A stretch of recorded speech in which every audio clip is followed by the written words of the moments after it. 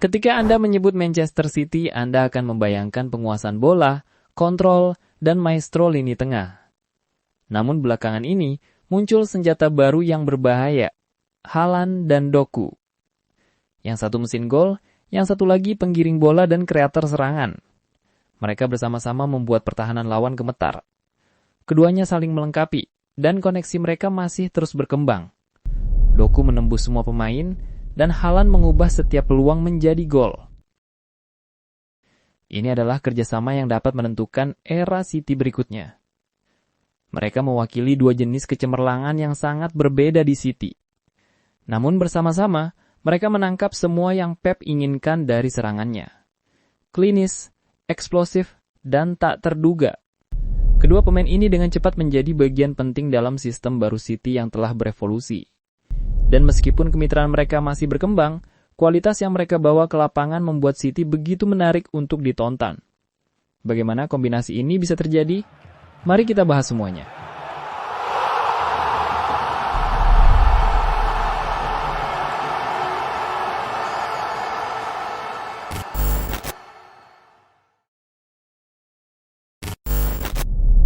Sejak tiba di City tahun 2022, ia telah sepenuhnya menulis ulang buku rekor Liga Primer. Mencetak 36 gol yang mencengangkan di musim debutnya, sekaligus rekor terbanyak dalam satu musim. Dan sejak itu, ia hanya mencetak gol untuk bersenang-senang.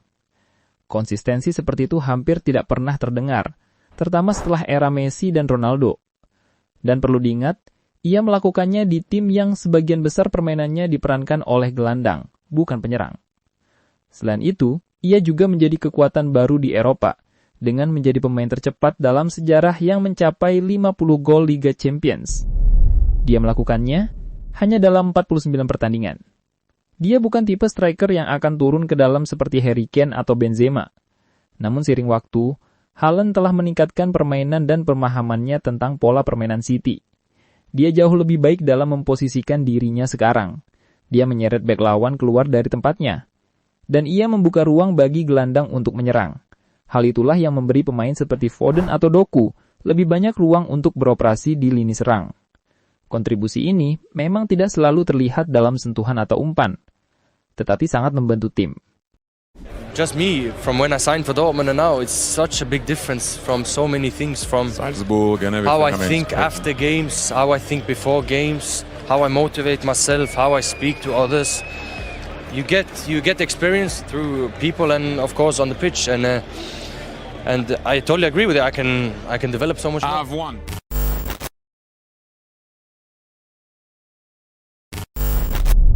Ngomong-ngomong soal Doku, ia adalah rekan baru Haaland.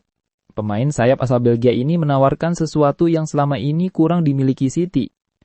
Seorang penggiring bola sejati 1 lawan 1 yang mampu menembus pertahanan lawan dan menembus blok rendah. Doku adalah tipe pemain yang membuat Anda bersemangat ketika ia mendapatkan bola, karena Anda tidak pernah tahu apa yang akan terjadi.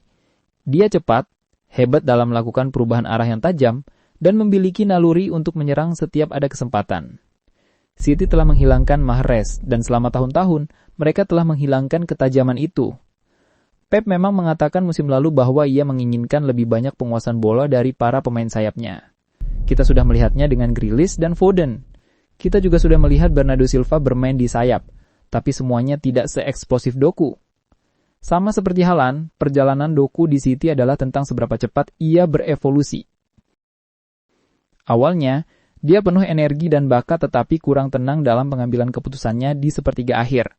Dia akan melewati 3 pemain untuk menghalau umpan terakhir atau menembak ketika rekan setimnya terbuka. Pep yang menuntut presisi menantang Doku untuk memperlambat mental tanpa kehilangan ledakannya. Dan itu membuahkan hasil. Dia tahu kapan harus bergerak ke dalam, kapan harus melepaskan umpan silang lebih awal, dan kapan harus merebut kembali penguasaan bola. We talked about it, the wingers being a bit more inside, and that's what he can bring to you. And now he only need to work on his finishing, and it seems like that looks like it's on point at the moment.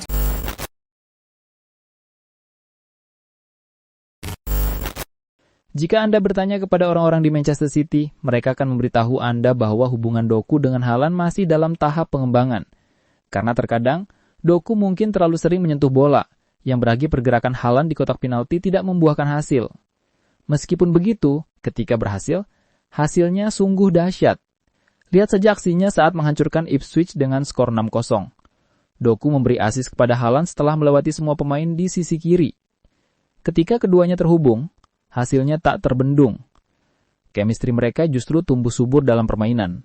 Permainan Doku begitu tak terduga dan improvisasional. Sementara itu, Haaland klinis dan sangat efisien. Doku melakukan 100 tipuan badan untuk mengalahkan satu pemain. Ada pertandingan yang menggambarkan apa yang membuat koneksi mereka begitu istimewa. Mari kita lihat laga UCL melawan Napoli. Tim asuhan Conte itu sedang dalam performa terbaiknya. Kevin De Bruyne bermain gemilang. Dan itu adalah penampilan perdananya. Sebaliknya, pertandingan itu menjadi ajang bagi dinamika serangan baru yang dibangun Pep Guardiola. Doku tampil gemilang di sisi kiri yang terus-menerus membuat bek Napoli kehilangan bentuk, mengganggu mereka dengan perubahan kecepatan yang tajam dan dribble langsung. Sementara itu, Haaland adalah eksekutor yang sempurna. Di awal babak kedua, tendangan Doku ke dalam membantu menciptakan peluang untuk gol pertama Haaland, sebuah penyelesaian tajam yang khas setelah ia berlari di antara dua bek. Di akhir pertandingan, Doku sendiri mencetak gol, berlari melewati pengawalnya dan melepaskan tendangan melengkung ke sudut jauh gawang. Kemenangan 2-0 itu terasa lebih dari sekedar kemenangan. Itu adalah pernyataan bahwa lini serang City dan Navi menjadi banyak varian. Mereka mampu mengendalikan tempo dengan sabar atau menembus pertahanan lawan dengan cepat.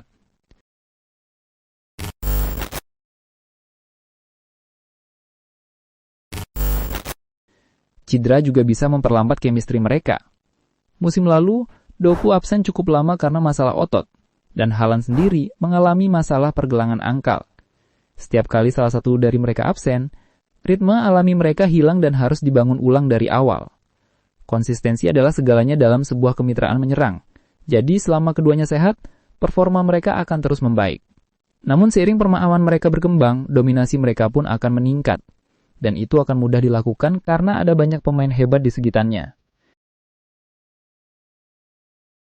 How good is it to see acting performance? Erling is a machine. You know that he's going to score goals. For me, great players are there at the big moments, and was a big moment in the derby. So you can always count on him. And I know when I play a ball to him, that he will always make sure that it's or a goal or a great save. So I'm very happy for him. Itulah sekilas review tentang kombinasi Doku dan Haaland yang telah kita simak bersama. Jika kalian ingin berpendapat berbeda, silahkan tinggalkan jejak di kolom komentar. Terima kasih telah menonton hingga detik ini dan tunggu ulasan menarik lainnya di video berikutnya.